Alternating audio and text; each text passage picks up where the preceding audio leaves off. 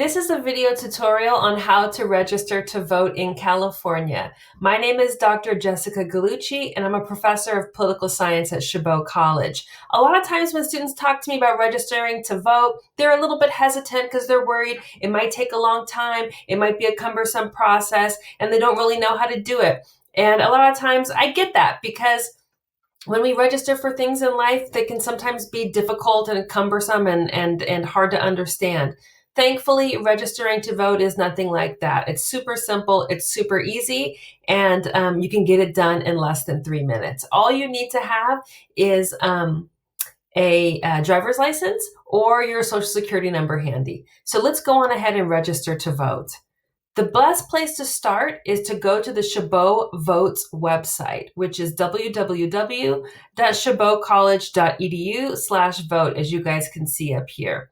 This website is a great resource. It has all kinds of information for students about registering, about what's on your ballot, about voting by mail, learning about the candidates and the issues. So it's really great and chock full of resources. But for this video, we're concerned about registering. So let's go on ahead and scroll down and click on this link to register to vote.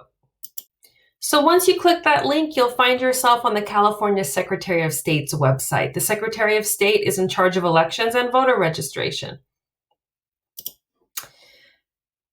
For the purposes of this video, we're going to register to vote in English, but the great thing is that if there are people in your community who prefer to register to vote in other languages, there's a series of languages here that will allow them to register to vote easily in the language that they prefer. Interestingly to note, you can also pre-register to vote in California. If you're at least 16 years old, you can go on ahead and register, and then by the time you're 18, you'll already be registered to vote, and you can vote in the next election that happens after you turn 18. If you do move, however, between when you pre-register and when it's time to vote, you're going to want to re-register and give them your new address information. You can also use this website to check your registration status, but for the purposes of this video, we're going to register to vote. So the first thing that the registration application asks us is if we're a U.S. citizen and a resident of California. To register to vote in the United States, you have to be a U.S. citizen, and you can register to vote in California if you're a California resident. You can also register to vote in California if, let's say, you're in the military and you're not in California at the moment. If you are a U.S. citizen and you used to live in California, but now you've moved to another country, or maybe you're a college student and you're going to college out of state, but you maintain your residency in California. But for the purposes of this video, we're just going to say that we're a U.S. citizen and we're a resident of California. All right, so it asks us again. Yes, I am a U.S. citizen and a resident of California. It asks us our age. Once again, remember, you have to be 18 to register to vote, as long as you're not pre-registering. But to actually register, you have to be 18. So we're going to go on ahead and we're going to fill this out with a fictitious person, Jane Doe.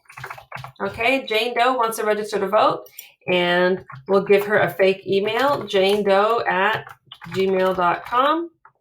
Jane Doe at gmail.com, and a fictitious phone number. Jane Doe, no, Jane Doe, and a fictitious phone number, 510-234-5678. All right, and a fictitious date of birth, let's say January 1st, 2000. And it asks you the place of birth. Okay, Jane Doe will say that she was born in California. Okay, and then the next thing it's going to ask you is some type of form of identification. As you guys can see here, if you don't give this information while you're registering, they can ask you for this information when you go and vote, ask for an actual ID. So let's say that you are going to write down here your California driver's license information, or your ID card information. At the top of your driver's license, right, in bold, it shows your driver's license number. So we'll just put in a fake one here, 1, 2, 3, 4, 5, 6, 7, okay?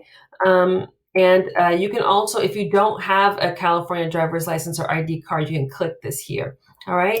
And then we're going to put in the last 4 digits of this fictitious social security number. 1, 2, 3, 4. Okay. Then it's going to ask you your race or ethnicity. You can pick any race or ethnicity that you wish. Let's say that Jane Doe is multiracial, like me, and it will also ask you what language you prefer to receive your election materials. And Jane Doe wants to receive them in English, but as you guys can see, you can receive them in a series of other languages. All right, so they're going to ask for your home address. And let's say that Jane Doe lives at 1234 Happy Lane, or let's say you live at 1234 Park Street, okay? And it's a single family home, and the city that Jane Doe lives in is Hayward, California. Zip code 94545, okay, and that's in Alameda County. It will also ask you if you want to get your mail someplace else. So let's say that that's your residence, but you like to receive your mail elsewhere. You would click there, okay? And if you've already registered to vote before, but now you're changing some part of your registration, let's say, for example, you just got married and you changed your last name, or you were previously living elsewhere and now you've moved and you want to give in your new mailing address information, you would click this here. All right. The next thing they ask for is your political party preference. All right. You can say that you want to register with a preference for a particular political party. You could say that your party preference is American Independent Party or Democratic Party or Green Party, Libertarian, Peace or Freedom, or the Republican Party. Okay, so you could select any of these. All right. Or you could also select that, no, I don't really have a political party preference, and I don't want to declare a political party preference. The only real big reason I would say why you would or would not want to select a political party preference is if you're especially interested in voting in Republican Party presidential primary elections. The Democratic Party allows anybody to vote in their presidential primary election. That's when you pick between a bunch of different Democrats that want to be the president. But in California, the Republican Party doesn't allow that. If you want to pick between the different Republican presidential candidates during the primary, so for in California, that happens in March before the actual major general election in November, the Republican Party will only allow people who are registered as Republicans to vote in their primary. Other political parties have different rules. Each party has a little bit different of a rule. But let's say that for the case of this video, this person says, I don't really want to state a political party preference. So we select that and we're going to move forward.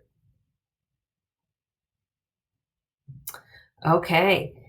On this next screen, you can select whether or not you want to get a vote by mail ballot.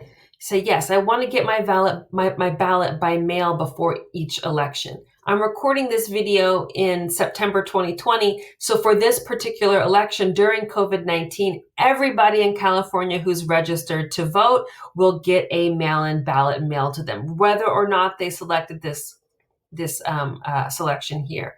But let's say that, not just for this election, but for all future elections, Jane Doe wants to get her ballot mailed to her at her house.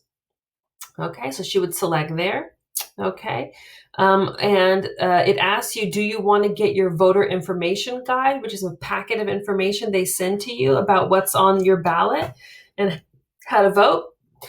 You can select to get it by mail or by email, and if you want to get it by email, you'll click here.